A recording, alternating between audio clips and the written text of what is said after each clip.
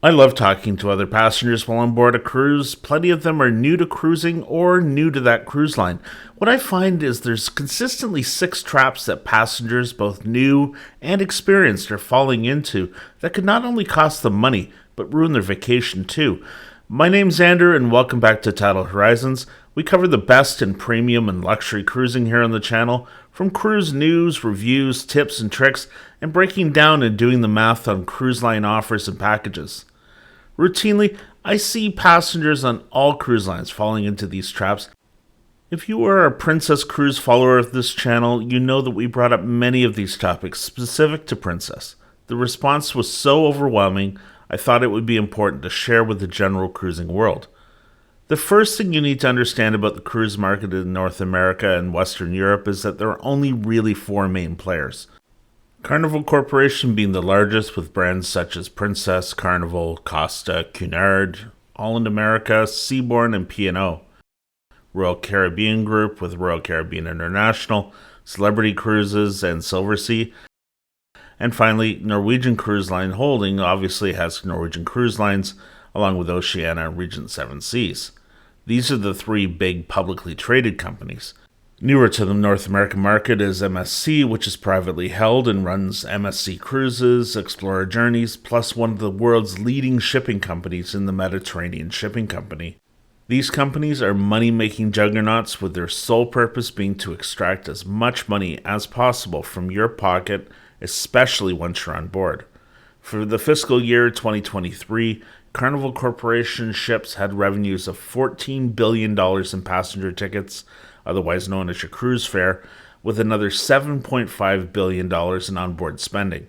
That's $7.5 billion in a key area that they aim to grow. This leads us directly into the first trap that some passengers are falling into. That is, either purchasing a beverage or all-inclusive package when they don't need them, or not purchasing them when it would save them money. As we discussed in our extensive NCL More at Sea, Princess Premier versus Princess Plus, and other videos, we know that the cruise lines are not going to offer something that they aren't going to make money on when they average it out. Let's address why you would or wouldn't want to buy it first by saying you really need to be honest with yourself about what you will spend on a cruise when you decide if you should get the package or not. Are you going to drink alcohol, soda, bottled water, or specialty coffee, or are you going to stick with the free beverages like ice water, iced tea, and juices at the buffet, and just the regular coffee? How much of each of those paid items are you likely to consume each day given your port schedule and that you are on vacation? Once you've honestly estimated what you may consume, it's pretty easy to figure out if the package is worth it. Again, for me, it's always worth it on board Princess, but perhaps not on other cruise lines. It's honest, simple math. Don't get caught up in the emotion of the cruise line making money or the class of service. Watch our videos. We get very specific on this topic. So, why would the cruise lines want to sell these packages to you? Well, the biggest reason is they get to sit on your money and make interest off it in their bank accounts months or even years before you cruise.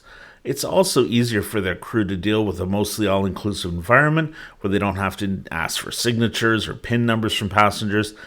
It also loosens your purse strings while you're on board for other spending because you, subconsciously, you aren't counting what you paid in advance when you're thinking about that final bill.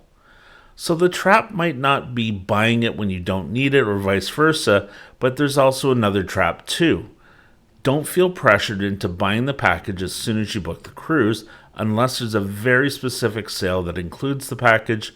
There's no cost difference between adding it at booking time or sometime afterwards. You might get pressure from a travel agent to add it because they're paid commission on it. You can do the research, do your math, and add it later. They'll still get their commission if you do it before sailing. Don't fall into the pressure trap. Finally, the last money-wasting trap for this section, it's very rarely worth adding the package for children. Don't be pressured into adding this for them unless they're the second passenger in the cabin and it's mandatory. This next trap is easy to fall into, but it's not the worst one on the list depending on how far before the sailing you book. You should generally always watch the price of your cruise after you book to see if a better deal comes up. If you've been watching our channel for a while, you know that I always recommend finding a really good travel agent who can help referry your booking if a lower price comes up. Be careful though when you're booking and make sure that your fare type allows this. Some non-refundable deposits or groups won't permit this. You may also need to cancel one booking and rebook to another, which can affect things like dining reservations. What's the old saying? Don't cut off your nose to spite your face. If you're going to just save a couple $100, be sure you understand what you might be losing to refare, like onboard credits, dining reservations, or a change in stateroom category or location.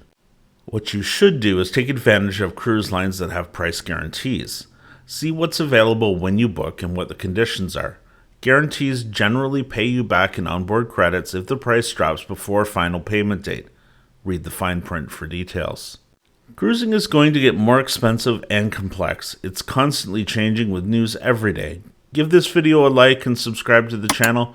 We are constantly on the watch for news for premium and luxury cruise lines. We'll bring you the news that matters. Another ingenious way that major cruise lines are making money is with the stateroom upgrade bidding program. Upgrades used to be occasionally free and sometimes offered for a price, but no more. The bidding system ensures that all of the most expensive staterooms are occupied at the highest possible price and has generated millions of dollars for the cruise lines.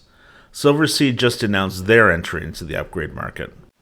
In many cases, people are bidding more for a stateroom than they would have paid for it outright in the first place. If a bid really interests you, say from a balcony to a mini suite, then make sure you record what the cost difference is between them at the time of booking. I certainly have used the upgrade bidding system when the stateroom category I wanted wasn't available, and I didn't mind making an aggressive bid. This worked out for me on their Sun Princess voyage in July 2024. Again, like the drink and all-inclusive packages, do the math ahead of time and have a plan. You'll save yourself money in the long run. Don't fall into the competitive, overbidding marketing trap. This trap is all about leaving money on the table that you didn't realize you had. If you've cruised with your cruise line before, you might have certain perks available to you. Do you know what they are? Princess Platinum members, for example, you get 50% off their internet packages. Factor this into your calculations to see if Princess Plus is worth it for you. Royal Caribbean, Crown and Anchor has a complex matrix of benefits with plenty of offerings for food, drink, and dining, many of which have no value if you have a drink package, so factor that into your math. Members may also be able to book cruises earlier than the general public. Depending on your stateroom or suite, you may also have inclusions like a dedicated restaurant or lounge if you're in a suite. The cruise lines have various discounts available to you, but you'll need to do the research. We'll do a dedicated video on this soon. Military vets and active duty personnel, first responders, teachers, and other groups get discounts on different lines. Finally, Carnival Corporation, Royal Caribbean, and NCL all have a stockholder benefit that varies by company, but will give you anywhere from $100 to $250 in onboard credits. There are a ton of hidden perks. Ask your room steward, future cruise consultant, travel agent, or cruise line loyalty host for details of anything you want to know more about. That's why they're there. This is more of an emotional trap than it is a financial one, although there is a money component. Cruise lines, through the cruise passage contract that you agree to, have the right to change the itinerary at any time without compensation to you. Now, it's usually an operational, safety, or weather-related matter, but occasionally a political issue like Haiti or the Middle East recently that affected cruises, they are not obligated to refund in whole or in part for missed ports. They are only obligated to return port taxes or fees that were collected for that port, which is usually minimal. Sometimes they will do something out of goodwill, but legally they're not obligated to. Missed ports are a part of cruising. I've missed out on Greenland, Mykonos, Grand Cayman, and Grand Turk over the years, sometimes multiple times.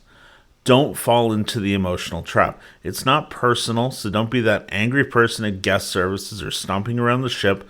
The more you cruise, the more ports you're going to miss. As we just talked about, the passage contract is pretty much the guide for how your cruise will be carried out.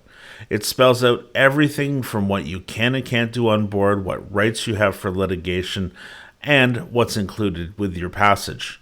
You'll need to take the time and review this document because it lays out many important rules and regulations that the cruise will follow. We'll give you a few examples here, but for your protection, don't take our word for it, check it out for yourself, and don't trust everything you see on the internet. Your refund policy and what changes you can make to names in the stateroom before it's a cancellation. How many weeks pregnant a passenger may be and what proof may be required for particular journeys. What ages kids must be to occupy a stateroom by themselves without an adult in the room. It varies wildly from cruise line to cruise line. Minimum ages for certain cruises for babies changes depending on the itinerary. What's the age of majority that will be used for alcohol and gambling? It really depends on your cruise, where you start from, where you end. Possible medical restrictions for certain ailments in certain cruises. If you have any questions about these items or any other item that might be out of the ordinary, the first stop is the passage contract. Don't fall into the trap of not knowing. You don't want to show up at your departure port and not be able to meet one of the requirements for passage. You won't want to be left behind without any recourse. I've given you at least 6 major traps that cruisers are frequently finding themselves falling into. Hopefully with a little knowledge, you'll avoid them in the future. Make sure you check out our other tips and tricks videos here. The cruise industry is in constant change, so partner up with us by subscribing to the channel and stay up to date on the latest. Thanks for watching.